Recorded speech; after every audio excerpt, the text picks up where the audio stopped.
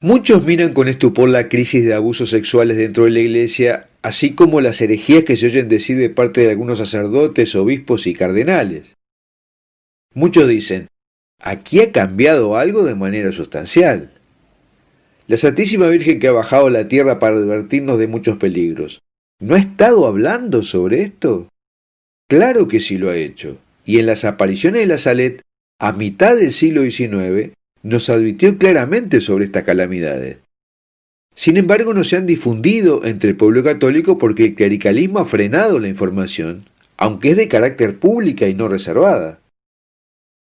En este video hablaremos de las profecías dadas por Nuestra Señora de la Salet, una aparición aprobada por la Iglesia, sobre lo que iba a suceder más adelante con la Iglesia y con el clero. Ten en cuenta que no estamos abriendo ningún juicio de valor, ni tomando ninguna posición, sino simplemente informando para que tengas elementos para discernir.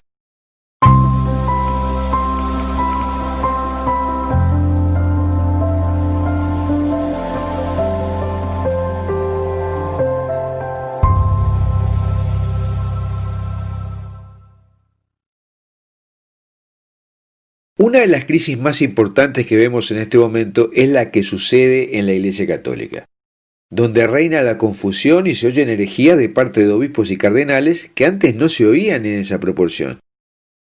Muchos muestran estupor por lo que sucede. Sienten como si esto hubiera llegado de improviso. Pero fue profetizado hace 200 años y Nuestra Señora lo siguió repitiendo. La punta de la madeja está en las apariciones de la Salet de 1846. Nuestra Señora de la Salet se apareció el 19 de septiembre de 1846 en los Pirineos franceses, en la ladera de la montaña del mismo nombre, a dos niños llamados Melanie y Maximino. La Iglesia aprobó estas apariciones en mayo de 1847, y Nuestra Señora les entregó 33 secretos. Incluso el Papa León XIII, habiéndolos recibido en octubre de 1878, pidió ver a Melanie y se reunió con ella intercambiando ideas. Se trató solo de una aparición que duró media hora, con la Santísima Virgen llorando como lo haría más tarde en Lourdes, Pontmain y Fátima. Un llanto de dolor ante la sordera de sus hijos y el desconocimiento de sus advertencias. Son el gran antecedente de las apariciones posteriores de Fátima en 1917, en Garabandal en la década de 1960, en España, en Akita en 1973, en Japón, y por extensión en las apariciones en curso de Medjugorje. Pero el maligno se las ha ingeniado para hacer invisibles estos mensajes, desprestigiarlos y cortar el cordón conceptual entre estas apariciones. En la Salet se instauró el concepto que dentro del clero se iba a producir una gran apostasía y deteriorarse la moral y por extensión en toda la Iglesia. Por esto mismo se ha convertido en una aparición controvertida. Y esto es difícil de digerir de parte de quienes tienen poder y sienten atacado a su gremio, o sea, el clericalismo. Por tanto, las apariciones en que se ha hablado de este tema han sido sistemáticamente desacreditados por una buena parte del clero, incluso teniendo en cuenta de que las profecías son condicionales, porque específicamente Nuestra Señora de la Salet le dijo a los videntes que si el pueblo continúa con su mala conducta y no se convierte y hacen penitencia, su hijo desatará su poder sobre la tierra. O sea que se trata de un castigo condicional. La Virgen de la Salet le contó a los niños los secretos en 1846 diciéndole que podrían revelarlos recién en 1858. Por esta razón los niños se negaban a revelar los secretos. Pero en 1851 se los convenció que debían escribirlos para que el Papa los leyera y pudieran ser publicados en 1858. Así que cada uno de los videntes escribió su propia versión de los secretos rápidamente y se los envió al Papa. Pero luego Melanie, que era novicia, escribió en 1879 una versión ampliada de los secretos, que es la que ha causado escozor en buena parte del clero, a pesar que tuvo el imprimatur del obispo Sola de Lecce. La forma que encontraron para desacreditar los secretos es decir que fueron fruto del desequilibrio fantasioso de la vidente Melanie. Sin embargo, el padre Joaquín Alonso, uno de los grandes investigadores de los secretos de Fátima, ha dicho uniendo ambas apariciones: muy posiblemente el tercer secreto de Fátima no habla solamente de una verdadera crisis de fe en la Iglesia durante este periodo intermedio, sino que también contiene, como por ejemplo los secretos de la Salet, referencias más concretas a los conflictos internos entre los católicos o al fracaso de los sacerdotes religiosos y jerarquía superior de la Iglesia. Nuestra Señora ordenó a Melanie y a Maximino sobre los secretos: lo pasaréis a todo mi pueblo.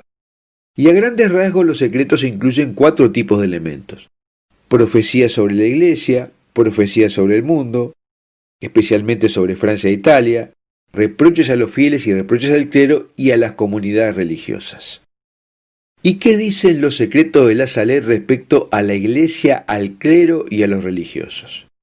Veamos algunas partes referidas a las profecías sobre la crisis interna de la Iglesia en la versión del secreto dado a la vidente Melanie y difundido en 1858.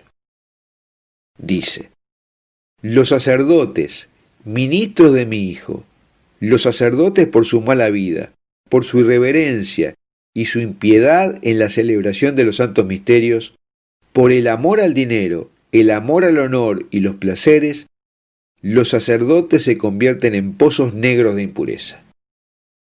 Y este pasaje continúa diciendo: ay de los sacerdotes y de las personas consagradas a Dios, que con sus infidelidades y su mala vida crucifican de nuevo a mi Hijo. Los pecados de las personas consagradas a Dios claman al cielo y claman venganza, y ahora la venganza está a sus puertas. También revela algo similar a la visión que tuvo el Papa León XIII y que culminó con la redacción de la oración a San Miguel Arcángel. En la Salet Nuestra Señora dijo: en el año 1864, Lucifer, con una gran cantidad de demonios, será desprendido del infierno.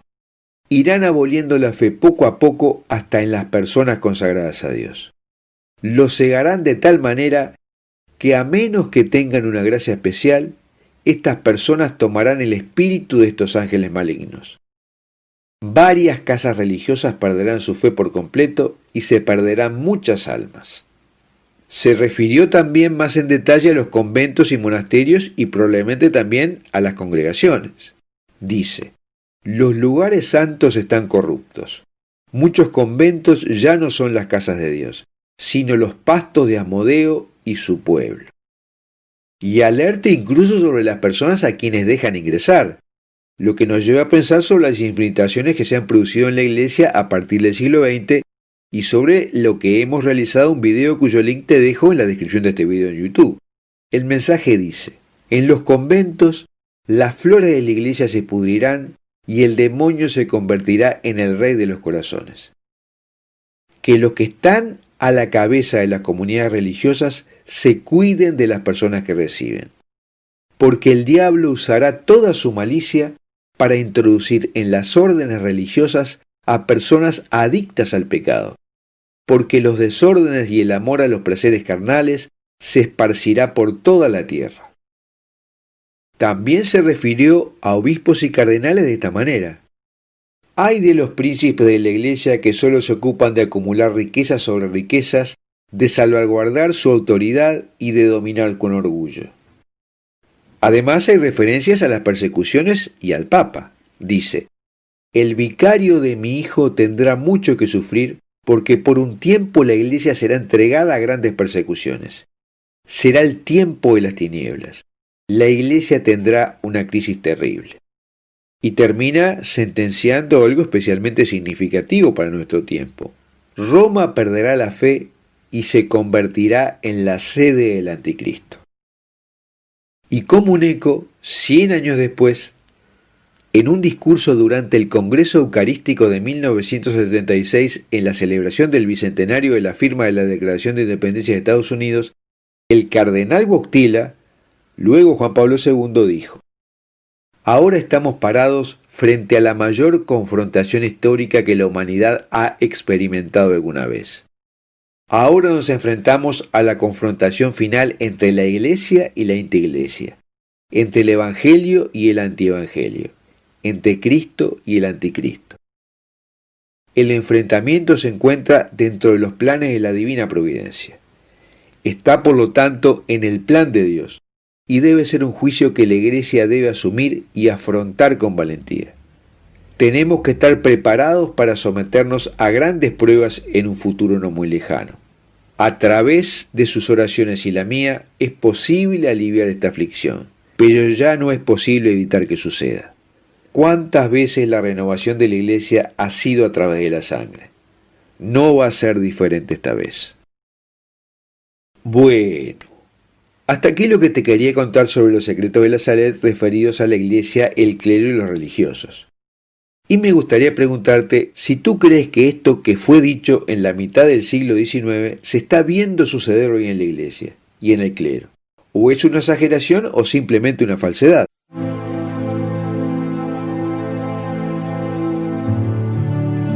La diócesis se pronuncia sobre la imagen de la Virgen María que lloró en Venezuela.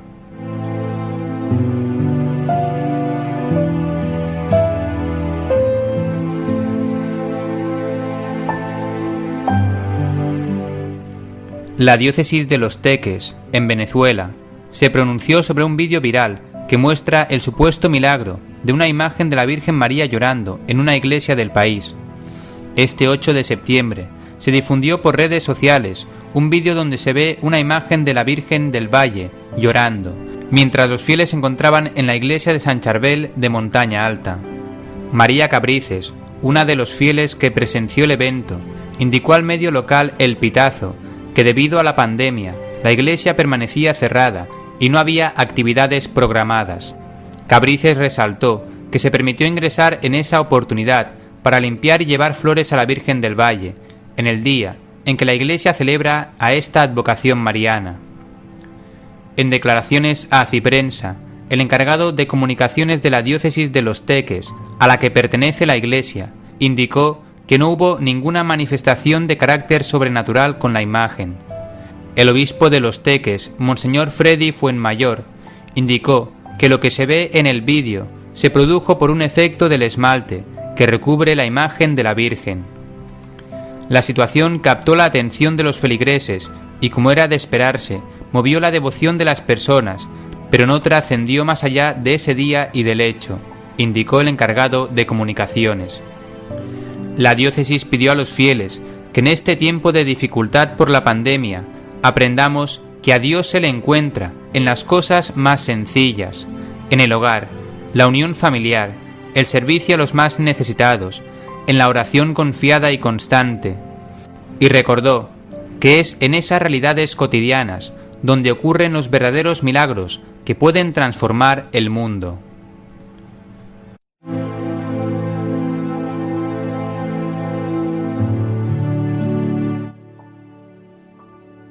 Ocurrió el milagro. La sangre de San Genaro volvió a licuarse.